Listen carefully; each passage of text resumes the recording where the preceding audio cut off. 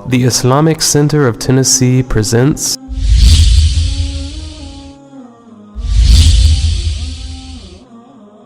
أعوذ بالله من الشيطان الرجيم.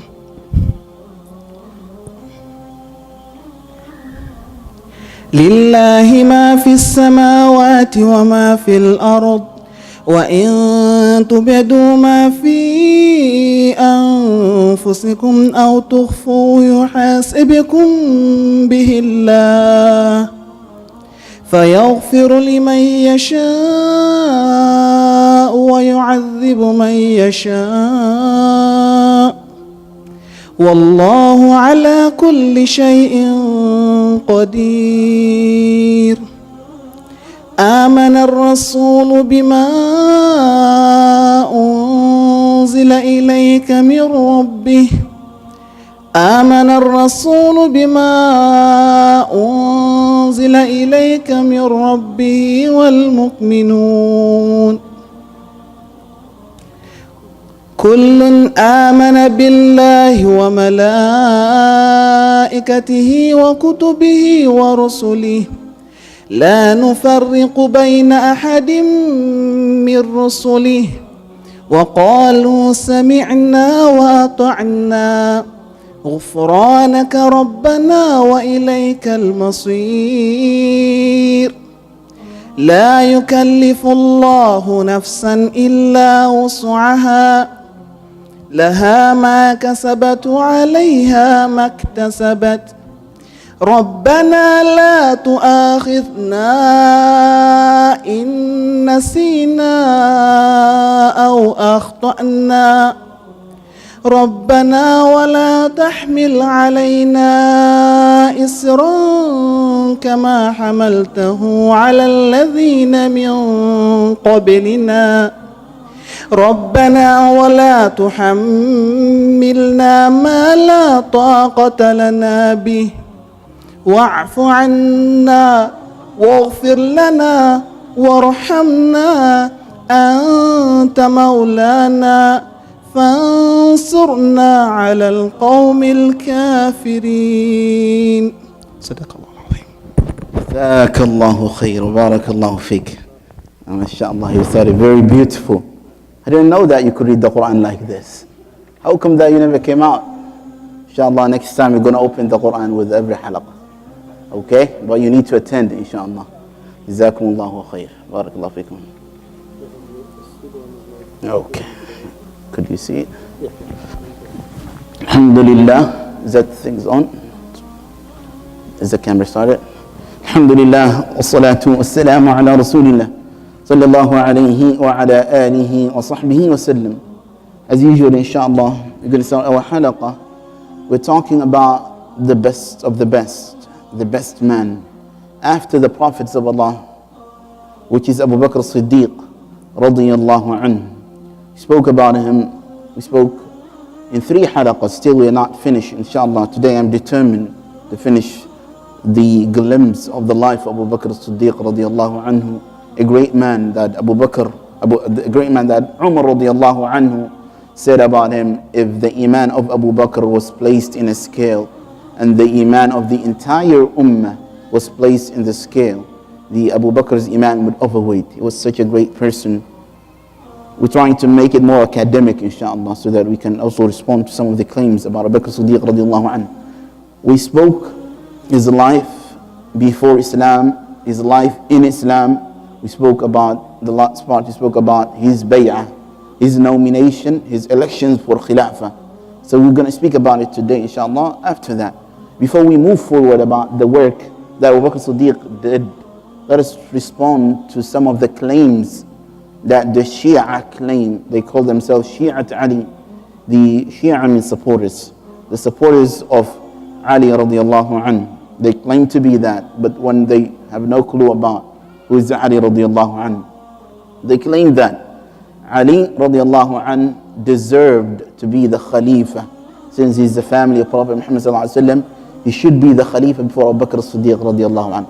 And they claim that the companions, subhanallah, the companions of Muhammad sallallahu alaihi wasallam, whom Allah subhanahu wa ta'ala had testified for them for their iman and being the greatest people and the tariq also testify for them.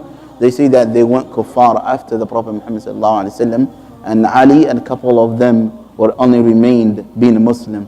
Subhanallah, this is actually refutation. This is actually refusing the tazkiyah, the tazkiyah that Allah subhanahu wa ta'ala had given them. Allah says, لَقَدْ رَضِيَ اللَّهُ عَنِ الْمُؤْمِنِينَ إِذْ يُبَايِعُونَكَ تَحْتَ الشَّجَرَةِ. Allah says, فَعَلِمَ مَا فِي قُلُوبِهِمْ. Indeed, Allah had pleased with the believers when they had pledged with the Prophet sallallahu alaihi wasallam, bay'at al-ridwan. Allah says specifically the iman in their heart.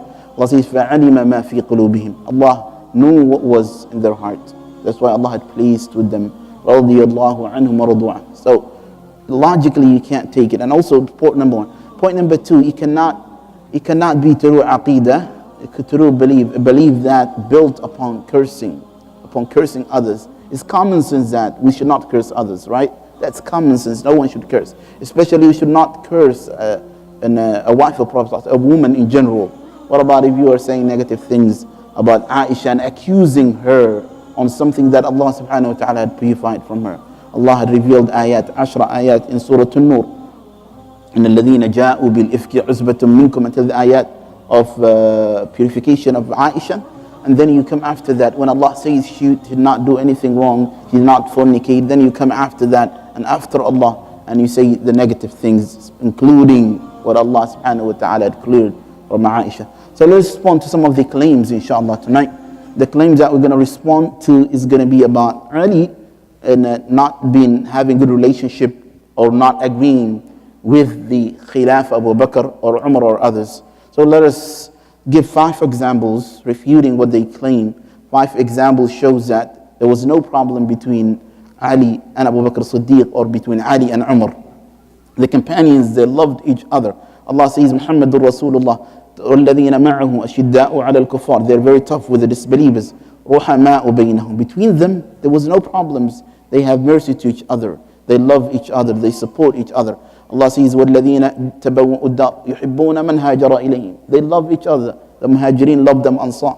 They had this great relationship between them. So I don't want to go into more details, inshallah, to that. So I'm going to give you 5 examples. Shows that there was no problem between the companions of Muhammad sallallahu alaihi wasallam, especially the core companions. Number 1, that Abu Ali radiallahu anh gave himself the bay'ah to Abu Bakr as-Siddiq radiallahu anh. And he knew that Abu Bakr was deserving to be the Khalifa more than anyone else. Ali radiallahu anhu, speaking about the bay'ah of Abu Bakr as-Siddiq when the Prophet sallallahu alaihi wasallam passed away, he said that عند انتثال الناس, when the people despair and the people went confused after the Prophet sallallahu alaihi wasallam, the companions, all of them, after the bay'ah, they all rushed to nominate and support Abu Bakr as-Siddiq radiallahu anhu. He said that I went فمشيت عند ذلك إلى أبي بكر. He said I walked to Abu Bakr and I went to Abu Bakr and I had nominated him. I have given him the bay'ah and I was with Abu Bakr as-Siddiq radiallahu anhu, supporting and being with him and giving the nasiha, any advice that he needed. And I was obedient for Abu Bakr as-Siddiq radiallahu anhu, and he had mentioned the great jobs that Abu Bakr as-Siddiq radiallahu anhu had done. The reasons that Abu Bakr was elected, why? Ibn Ali ibn Abi Talib radiallahu anhu responds to this question. He says that we saw that Abu Bakr as-Siddiq radiallahu anhu, inna nara, us the family of Prophet Zubayr and him, we saw that Abu Bakr has more right than anyone else because he was the closest friend to the Prophet sallallahu alaihi wasallam. He was a thani ithnain, the second of the two. They were together in the hijrah of Prophet sallallahu alaihi wasallam. We knew the age of Abu Bakr Siddiq radiallahu anhu. He was one of the oldest of the companions of Muhammad sallallahu alaihi wasallam, and the Prophet sallallahu alaihi wasallam had entrusted him with the salah, to lead the believers, to lead the salah when the Prophet ﷺ was alive. Even if it was given the Prophet ﷺ, as Aisha says that, he was said to him, Aisha said to him that Abu Bakr is kind of weak, he cannot stand up in his ground if you go and lead the prayers. Still the Prophet ﷺ had insisted to that.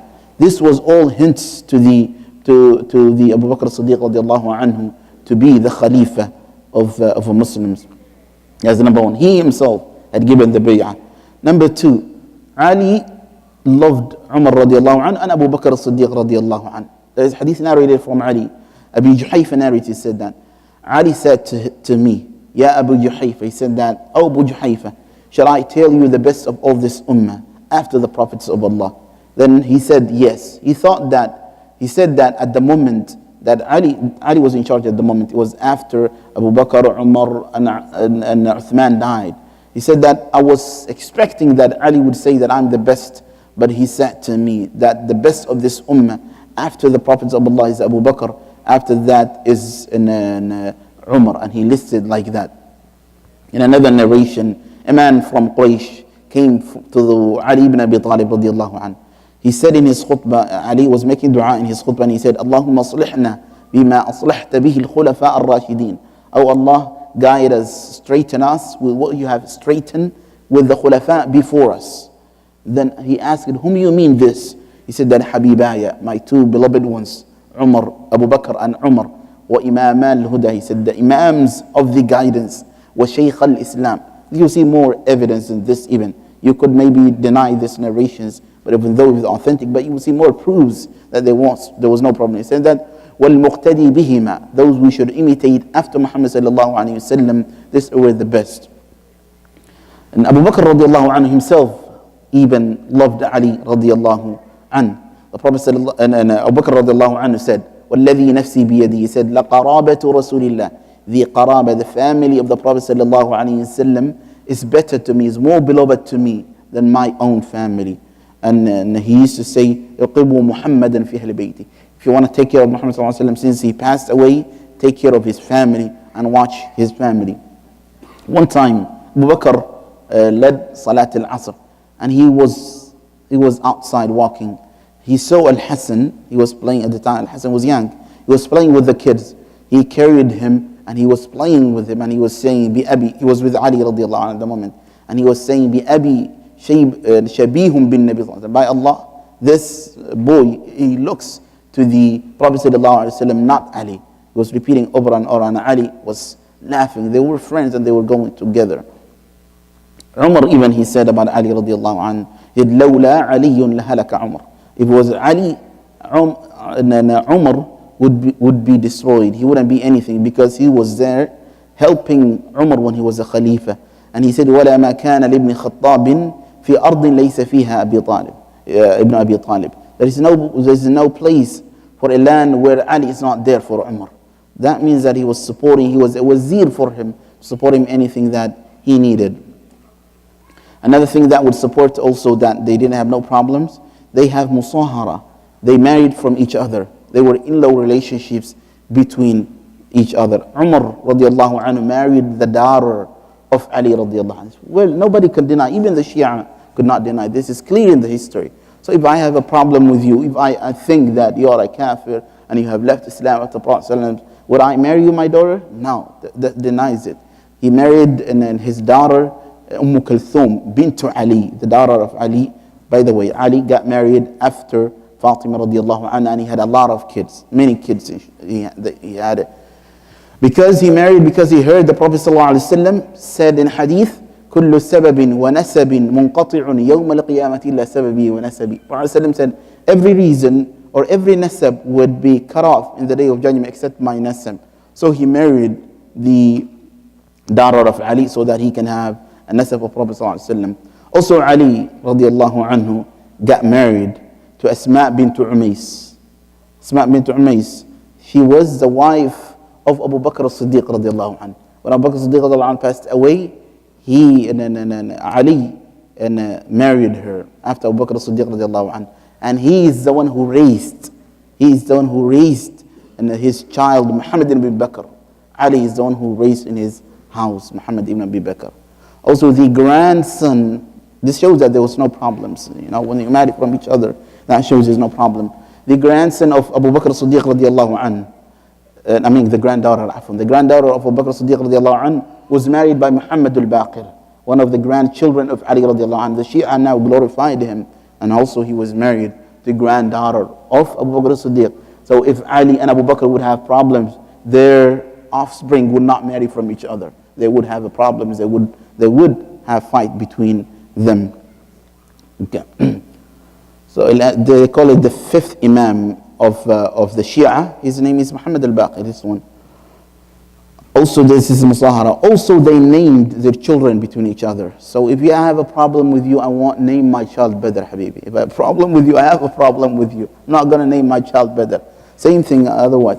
So they named their children between each other. So if he thought that Ali, if he knew, they say that Ali knew that they were kuffar and they left Islam, blah, blah, and all of that accusations.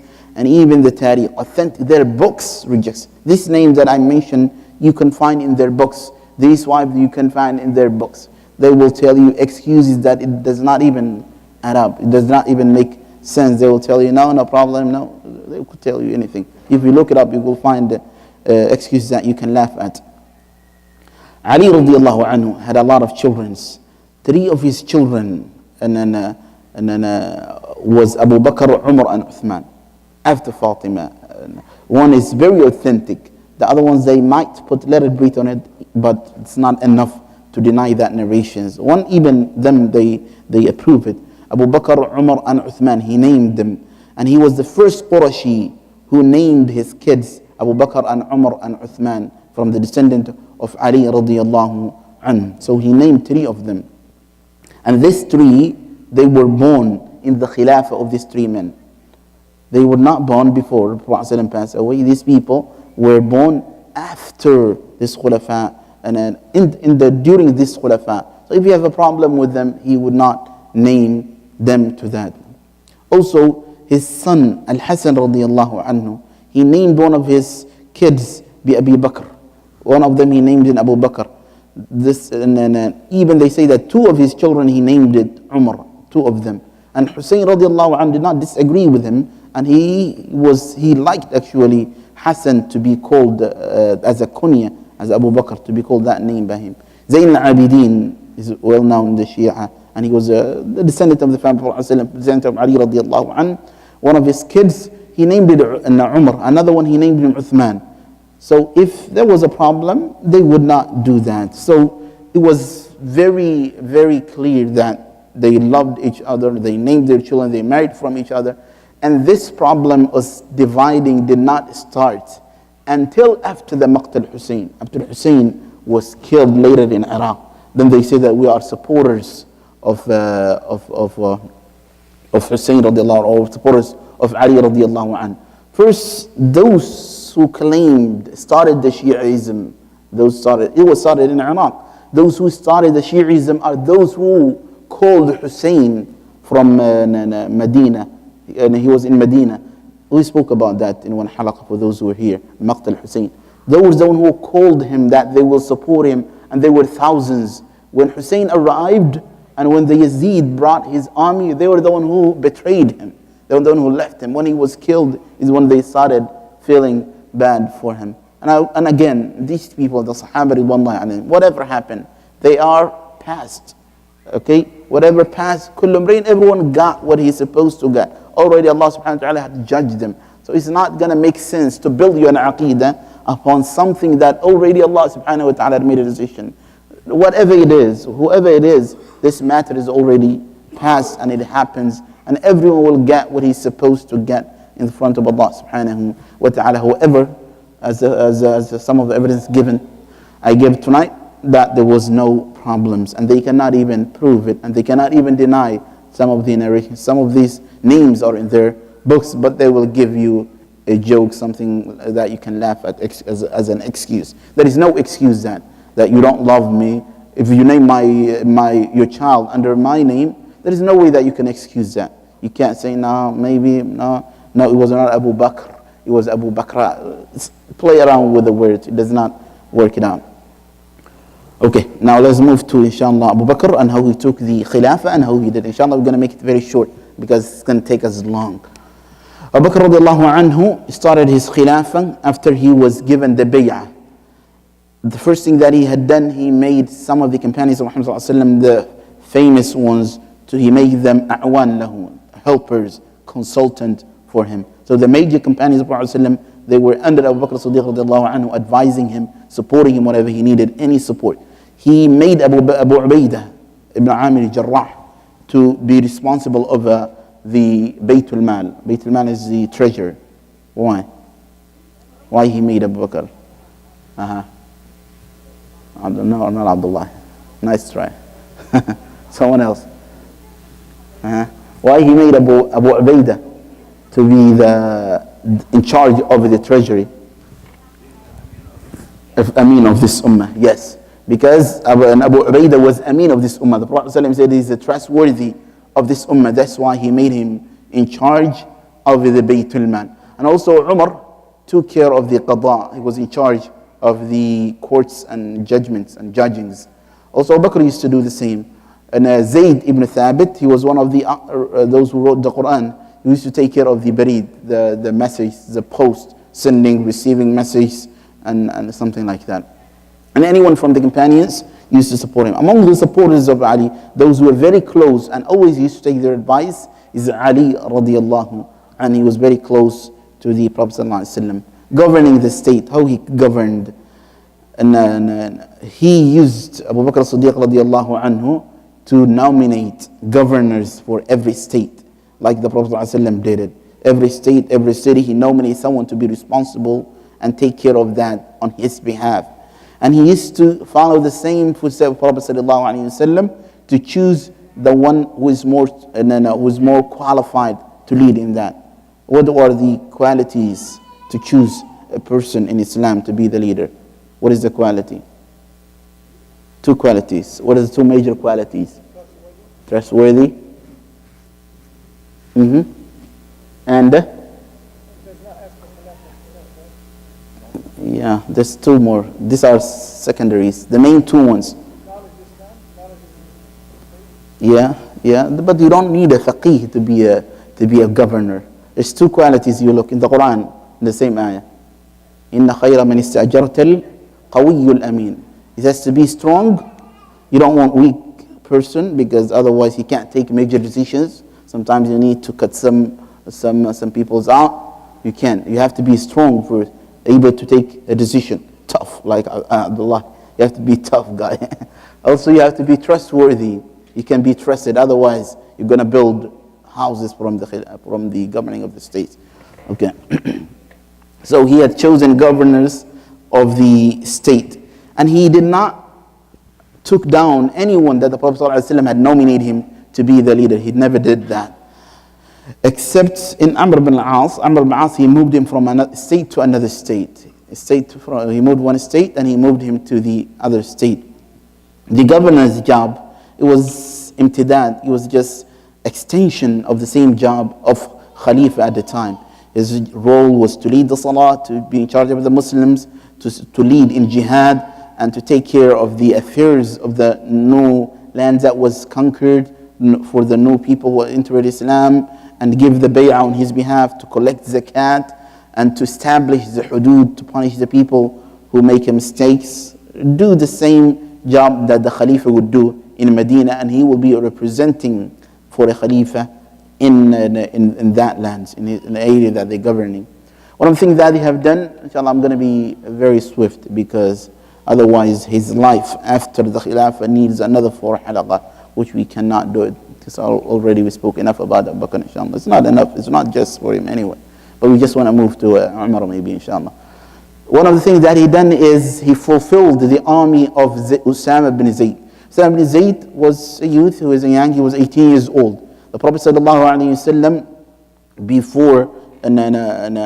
before he died, 2 days actually, before he died, he put an army together, and he made Usama bin Zayd to be in charge over that army. And they supposed to go and protect the hudud of Islam in Rome. They were supposed to go and fight Romans who were giving the Muslim hard time at the time in Palestine, at the time of 11 Hijrah.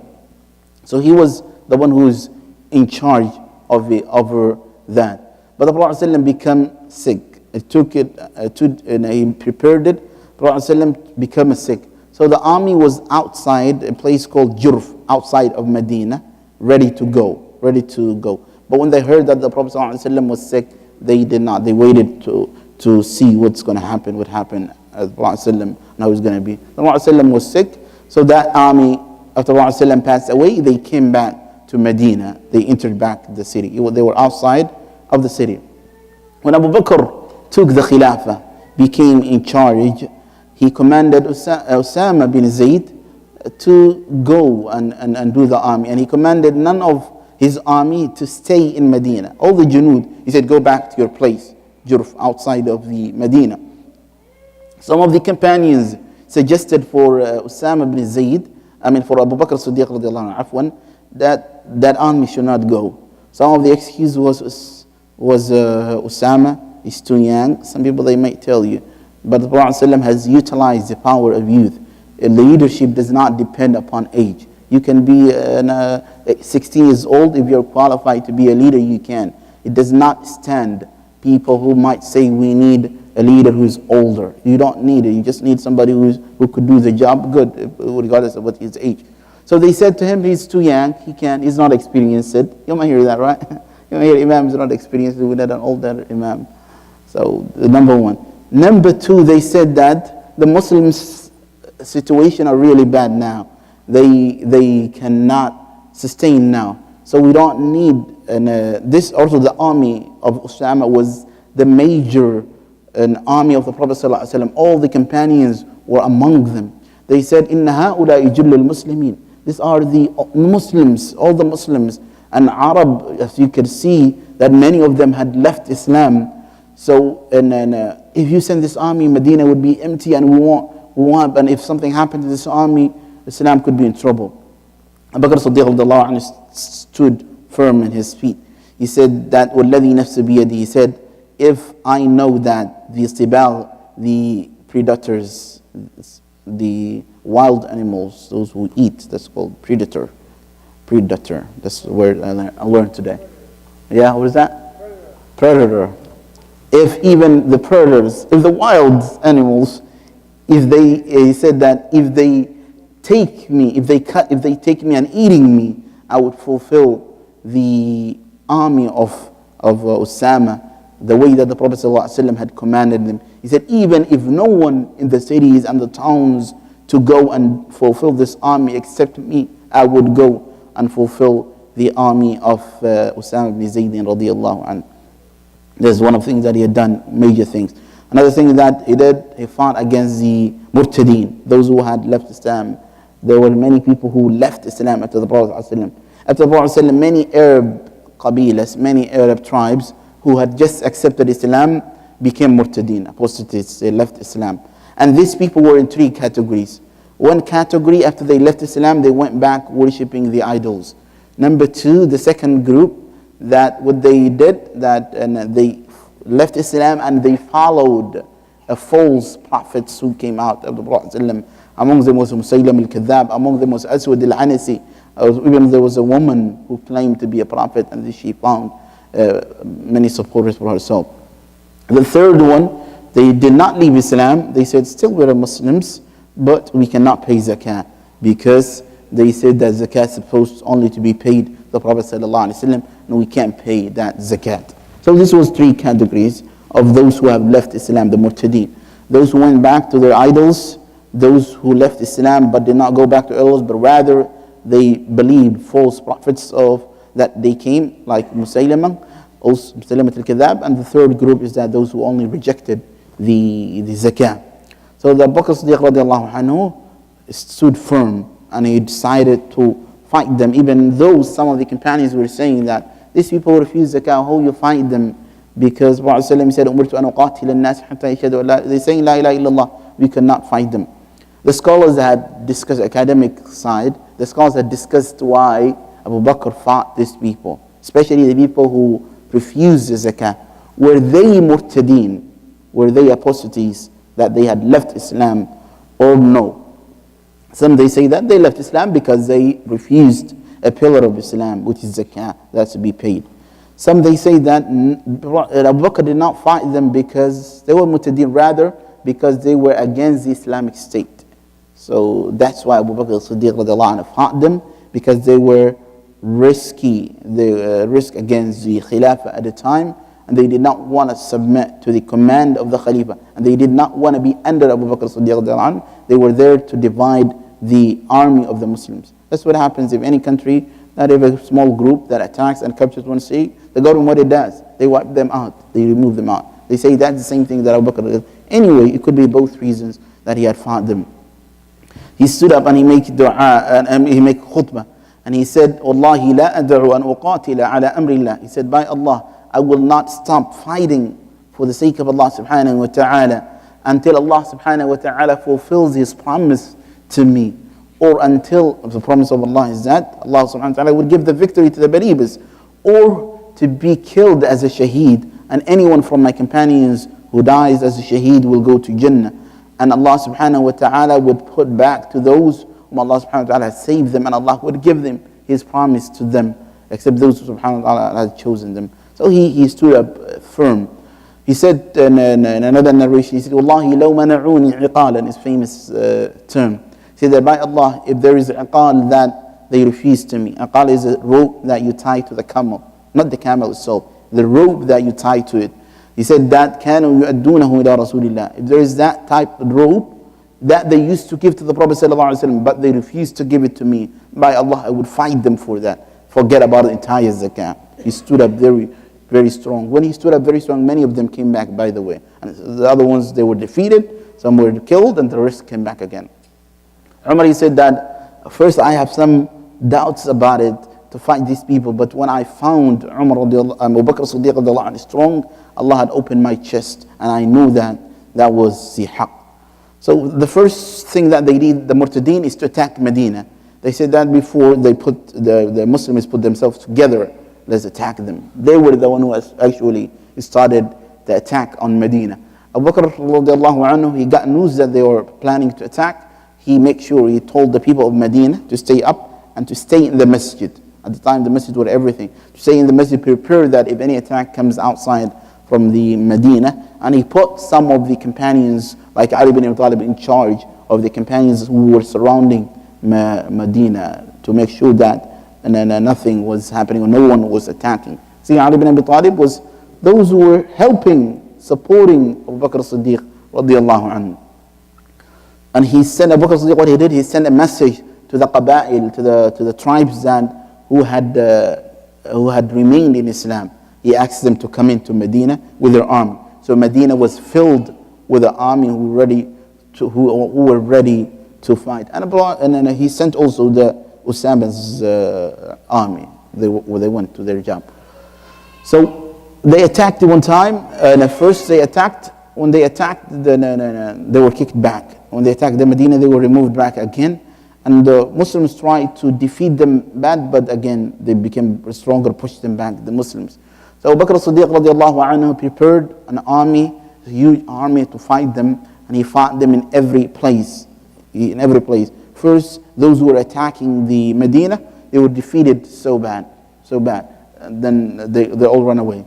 There was other groups who were in other parts of the Arabic Peninsula who were Murtadeen. So he sent an army also to them to fight against them. So Abu Bakr Siddiq radiallahu anhu fought them. And then he wanted actually, the army that were defending Medina, he was in charge. But the other armies, he wanted himself to lead and go and fight with them physically. But Ali again stopped him. And he said that, I will say to you the same thing that the Prophet ﷺ said to you in the time of Uhud. Put your safe back. He said, he was with the Prophet ﷺ next to him. He didn't go inside in Uhud because he was defending the Prophet ﷺ. He said that we don't want to have faji'ah, that the entire leader is being killed. Then it's going to be another chaos. He said, stay in Medina, send the armies and they will take care. So Bakr Siddiq radiallahu anhu, he sent 11 army, and he made for every army one of the companions as the leader, and he sent them to different parts. And he sent with every army a message from the Khalifa Bakr Siddiq radiallahu anhu for the people who left Islam to come back to Islam, and for the people who did not leave Islam, that they may find them in their way to come and join them and support them. So every army went with that message, and they found many other people supported them. First they invite them back to the people. Some of them, they came back when they see the strength of the army, Muslim armies. Some of them, they refused, and they fought them, and some of them came back after the fight. Some people, you have to show them the strength so that they could come back.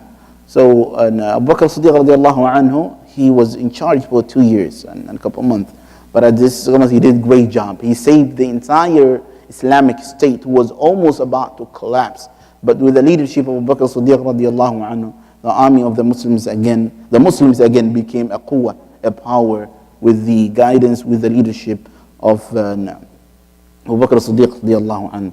In Shahr Jamad al-Akhir, Sanat 13 Hijrah, 13 Hijrah, Abu Bakr Siddiq radiallahu anhu became sick. And his sickness increased. When he realized that he's too sick, he gathered the people. He realized he had a vision that he may not get out from this. He gathered the Muslims at the time. He said that, you see what I am going through, I'm getting sick. And he said that I do not think, وَلَا أَظُنُّ إِلَّا مَيِّتًا. He said, وَأَظُنُّنِي إِلَّا مَيِّتًا. I do not think myself, but I'm going to be mayyit, I'm going to die in this sickness. And he said that, and Allah subhanahu wa ta'ala had made me your leader, to be overcharged over you. So I want to return this matter back to you. So see whom you could choose as a Khalifa while I am alive before I die. Because if I die, there might be khilaf between the Muslims, and it took us difficulty and hard time again, the Muslims, to come back together. The companions, they left, they had a shura, they decided that to give back the matter to the Khalifa himself, so that he can nominate someone that he thinks is better than him. So they came back. They said that we see you to be in charge of this, so you choose for us anyone that you think he could be in charge of the Muslims. They waited for him. He said, give me some time, and he started consulting with the people of Medina, asking the people whom they think. There were some names that was presented to him. So he saw that Umar was capable of doing so because of his age. He was older than Ali radiallahu anhu, and he was very strong, and he needed the Islam strength at the time. At the time of Umar, the Islam had spread in a way that it did not spread in any other way. Even the time of Uthman, the Islam spread very strong, stable. It needed at the moment. There is every time there is a man who is suitable to do that. So he saw Umar was the best to do. So he wrote a will saying that, Bismillah ar-Rahman ar-Rahim, this is what Abu Bakr Siddiq radiallahu anhu had decided and wrote down before he passed, before his last time to this dunya, before he go to Akhirah. He wrote down that Umar to be the Khalifa of the Muslims, so obey Umar and listen to Umar. So he appointed Umar to be the Khalifa. So Aisha says that, and then speaking about the death of Bakr Siddiq radiallahu anhu, he said the first thing that started with Abu Bakr Siddiq, that he took a shower in a cold day. So from there he got sick. He was sick and he had fever for 15 days. And he was not going even to Salah. And Umar was the one who was leading who was leading the Salah. And they used to visit the companions. They were visiting Abu Bakr Siddiq radiallahu anhu. Uthman was the one who was visiting him the most. He was with the Prophet, with Abu Bakr Siddiq radiallahu anhu. But we say that Aisha, before Abu Bakr Siddiq radiallahu anhu died, he said to his family, he said, look at my wealth. If there was increase in my wealth before I became a Khalifa, took back that wealth to the Khalifa after me, took it back to Umar and returned it back to the Muslims. They looked at his wealth and they compared. They found that there was one slave that he used to take care, used to help Abu Bakr Siddiq radiallahu anhum. That's one increase. And the other increase was another camel that used to give Sasaqiyya, used to bring the water for his bustan that he used to live with. Then they returned this to the slave and also this camel. They returned back to the Bayt al-Mal. And Umar radiallahu anhu was brought to him. He cried. He said that لَقَدْ أَتْعَبْتَ الْخُلَفَاءَ مِنْ بَعْدِكَ يَا عُمَرَ Ya Abu Bakr. He said, indeed, the people who are khulafa, after you make them tied, you challenge them. It's like something that no one could do. So now if you compare the person before he became, now even in the politics, in the countries now, before the person becomes president and after becomes, there is a huge difference. He's going to make sure that he have a lot of lands, a lot of houses in Dubai. He makes sure that he has some money in some of the banks in Switzerland and all those things. This shows that there is no one qualified to be the Khalifa. One of the reasons we need to understand also, when we blame others and the Khulafa, Prophet and says that the khulafa, your leaders, would be representative of you. The representative won't be no different for you. If the people are good, Allah subhanahu wa ta'ala will allow them to have a good people to be in charge. So if the people are not good, and their iman is not strong, and they are corrupt, the khalifa would be someone who will beat them, will be corrupt. So the main problem is, min indi anfusina, is from us. So it's time for us to try to change. Abu Bakr as-Siddiq radiallahu anhu was sick for 15 days until he died Yawm al-Ithnain, Monday, the night of Thulatha, Tuesday, Sanat 13 Hijrah, he died. He said that, and Aisha says that Abu Bakr said to her, asked Aisha, when was the day that the Prophet ﷺ died? She said on Ithnain, on a Monday. He said, I will be, between me and him, it will be only a night. Then he said that, how did you bury the Prophet ﷺ? We put 3 kafan upon the Prophet ﷺ. He said, do the same to me. And he had make a wasi, his will that was that his wife, and Asma bint Umays, to be the one who was washing Abu Bakr as-Siddiq. So it's permissible, completely permissible, your wife to wash you. Your wife to wash you, you can make that wasiyah. And he also advised or make a will that him to be buried next to the Prophet sallallahu alaihi wasallam. His head starts from the chest of Prophet sallallahu alaihi wasallam when they put it on the same side. So he was a little bit down, so that just humility and humbleness, so that even if he's dead, you don't want to be next to the Prophet sallallahu. So a little bit, when he started his shoulder, from the shoulders of the Prophet sallallahu to the end, there's a difference between them. Abu Bakr as-Siddiq radiallahu anhu, this is the one who washed him. By the way, Ali also married her after that. After Abu Bakr died, Ali married his wife, Asma bint Umays. So he died, and the last word that he had said in this dunya was, Rabbi tawaffani musliman walhiqni bis salihin. Oh Allah, allow me to die as a Muslim, and oh Allah, allow me to be in the company of the righteous people, the Prophet of Allah subhanahu wa ta'ala, and the companions who had passed. Now Abu Bakr died, his age was 63 years old, and the same age of the Prophet sallallahu alaihi wasallam, and they buried next to the Prophet sallallahu alaihi wasallam. After the death of Abu Bakr as-Siddiq radiallahu anhu, they say that the Medina had a bad day. This was one of the worst days after the death of Prophet Muhammad sallallahu alaihi wasallam, and many people cried on that day, including Ali radiallahu anhu, and he said a famous word. That's why we're mentioning Ali a lot. We could mention others just to show that there's no problems between Ali radiallahu anhu and Abu Bakr as-Siddiq radiallahu anhu. He said, Wallahi, لن يصاب المسلمون بعد رسول الله بمثلك أبدا. Nothing bad would happen to the Muslims after the Prophet of Allah, what happened other than what happened to you. He said that you were izzan wa hirzan, you were izz, an honor and a protection for Islam. But Allah subhanahu wa ta'ala had chosen you to be the follower, to follow the Prophet sallallahu alaihi wasallam, and to meet the Prophet sallallahu alaihi wasallam in hereafter. Abu Bakr as-Siddiq radiallahu anhu had passed away on Monday